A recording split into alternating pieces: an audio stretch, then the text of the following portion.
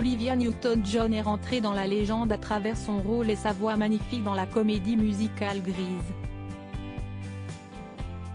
La vie de l'artiste décédée le 8 août 2022 du cancer du sein a également été marquée par un épisode délicat, la disparition jamais résolue de son ancien compagnon Patrick McDormand. La mort d'Olivia Newton-John qui est survenue ce 8 août 2022 des suites du cancer du sein fait ressurgir une affaire complexe, la disparition de son ancien compagnon Patrick McDormand. L'héroïne inoubliable de Grease a en effet connu une relation faite de haut et de bas avec celui qui a été son compagnon durant 9 années. Quelques mois après leur rupture définitive, ils cessent de volatiliser mystérieusement après une balade nocturne en bateau en 2005 en Californie.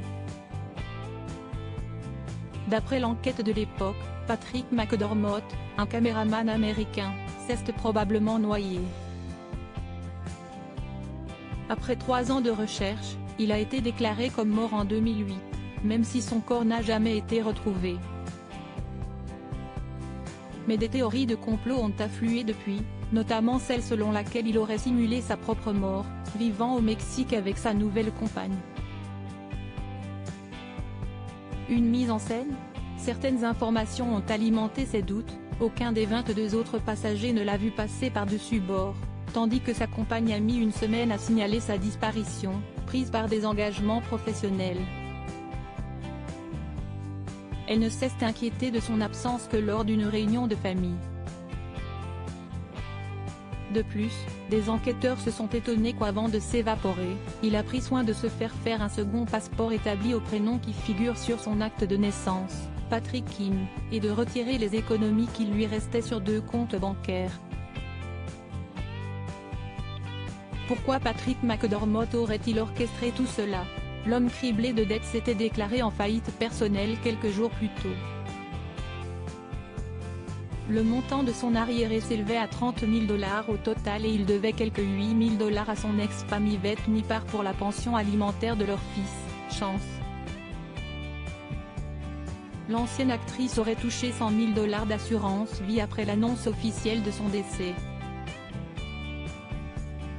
Un détective privé a affirmé en 2010 qu'il l'aurait retrouvée dans un bateau sur la côte d'Acapulco, des déclarations qui n'ont jamais pu être prouvées toutefois. Au cours de l'émission 60 minutes en 2016, Olivia Newton-John s'était exprimée sur ce sujet délicat, « Il s'est perdu en mer et personne ne sait exactement ce qu'il s'est passé. Si est-il normal de s'interroger ? Mais vous savez, il y a des choses dans la vie qu'il faut accepter et tourner la page. Parce qu'à chaque fois que l'on traverse des moments difficiles, il y a toujours ces choses qui nous minent. »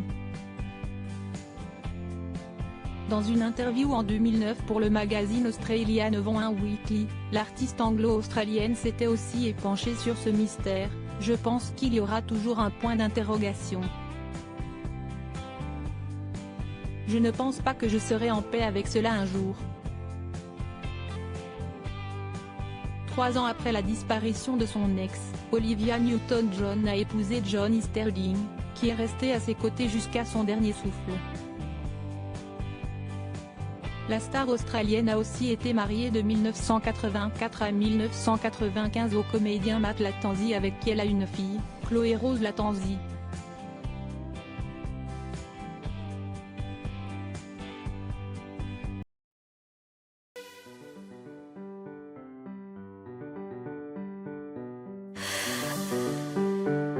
The man I love just had